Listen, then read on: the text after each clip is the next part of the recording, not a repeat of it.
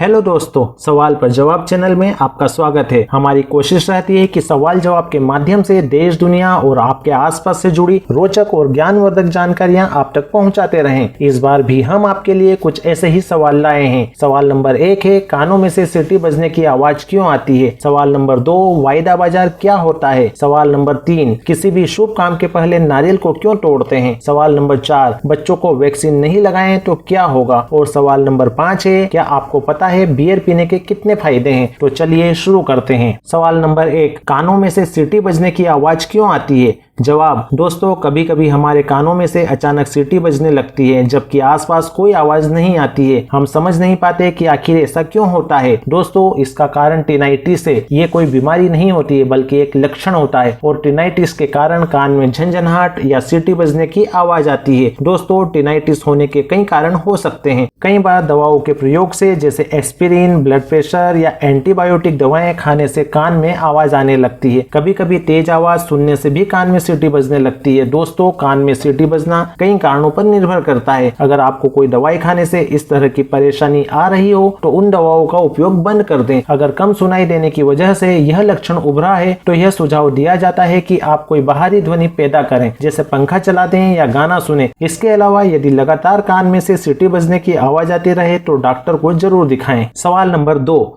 वायदा बाजार क्या होता है। जवाब, दोस्तों वायदा बाजार के बारे में हम सभी ने बहुत सुना है, लेकिन ये क्या होता है और कैसे होता है इसके बारे में बहुत ही कम लोगों को पता है, या फिर जो इस बाजार से जुड़े हैं उन्हें इसकी जानकारी होती है। चलिए आज हम इसके बारे में जानते हैं। ऐसा बाजार जो किसी भावी वादे पर आधारित हो उसे वायदा बाजार कहते हैं। वायदा बाजार दो तरह का होता है। एक वह जिसमें आप जिस समय कोई सौदा करते हैं उसी समय उसकी रकम अदा करके माल ले लेते हैं। दूसरा वह जिसमें खरीदार और विक्रेता भविष्य की किसी तारीख के लिए निश्चित राशि पर किसी उत्पाद, मुद्रा या अन्य पदार्थ का सौदा तय करते हैं। इससे उत्पादकों और उपभोक्ताओं को भावी योजना बनाने में आसानी होती है और वे भविष्य में दाम बढ़ने या घटने के खतरे से बच जाते हैं।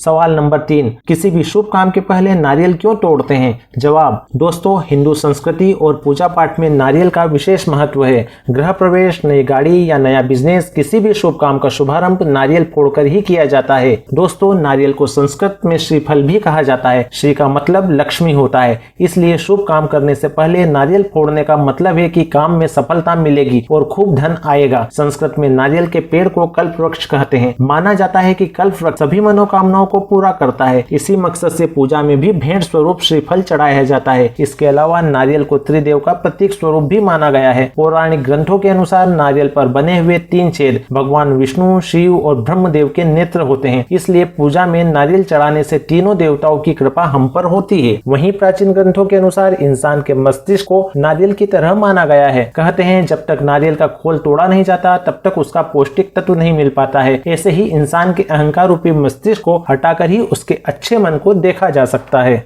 सवाल नंबर 4, बच्चों को वैक्सीन नहीं लगाएं तो क्या होगा। जवाब, दोस्तों वैक्सीन का मतलब होता है टीका। ये टीका अंदर जाकर आपके शरीर में ऐसे बैक्टीरिया बन जाते हैं जो आपको उस बीमारी से लड़ने में मदद करते हैं। इसी को हम लोग वैक्सीन कहते हैं। आपने देखा होगा कि जब बच्चा जन्म लेता है तो डॉक्टर उसे कुछ टीके लगाते हैं। बच्चों में वैक्सीनेशन की वजह से ही किसी भी वायरस और बैक्टीरिया के खिलाफ इम्यूनिटी यानी रोग प्रतिरोधक क्षमता विकसित होती है। ऐसे में कोई भी खतरनाक वायरस उन पर बुरा असर नहीं डाल पाता है। कोई भी वैक्सीन वायरस या फिर बैक्टीरिया की मदद से ही तैयार की जाती है। इस वैक्सीन के जरिए वायरस के खिलाफ लड़ने वाले एंटीडोज को तैयार किया जाता है। दोस्तों आपको बता दूं कि वैक्सीन का एंटीडोज सबसे पहले जानवरों पर टेस्ट किया जाता है। ह्यूमन ट्रायल इसका सबसे मुश्किल और लंबा फेज होता है। वैक्सीन तैयार करने से पहले एक ऐसा सिस्टम डेवलप किया जाता है जिसमें एक खास बीमारी को पैदा किया जाता है। इसे पैथोजन कहते हैं और पैथोजन एक वायरस या बैक्टीरियम होता है। इसके पैथोजन में कुछ बदलाव किए जाते हैं ताकि यह तय हो सके कि यह कोई बीमारी पैदा नहीं करेगा। इसके बाद इस पैथोजन को टीके की अन्य चीजों के साथ मिलाया जाता है। इस तरह टीके का डोज तैयार होता है। और सवाल नंबर 5 है, क्या आपको पता है बियर पीने से कितने फायदे हैं।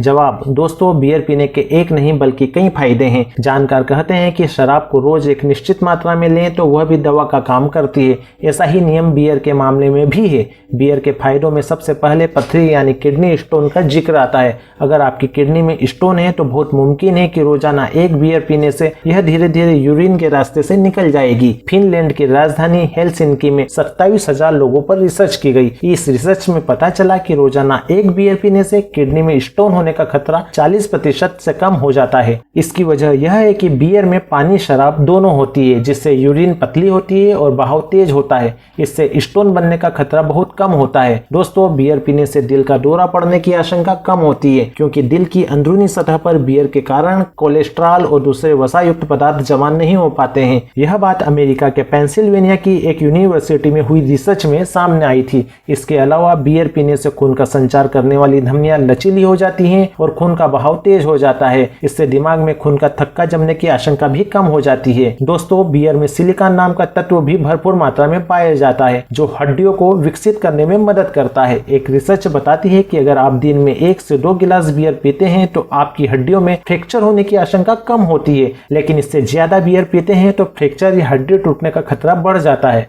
दोस्तों, बियर में ईस्ट और विटामिन बी भारी मात्रा में होता है, जो डैंड्रफ रोकने में काम आता है। दोस्तों, बियर पीने से दिमाग में डोपामिन का प्रभाव तेज होता है। डोपामिन शरीर को रिलैक्स करने का काम करता है।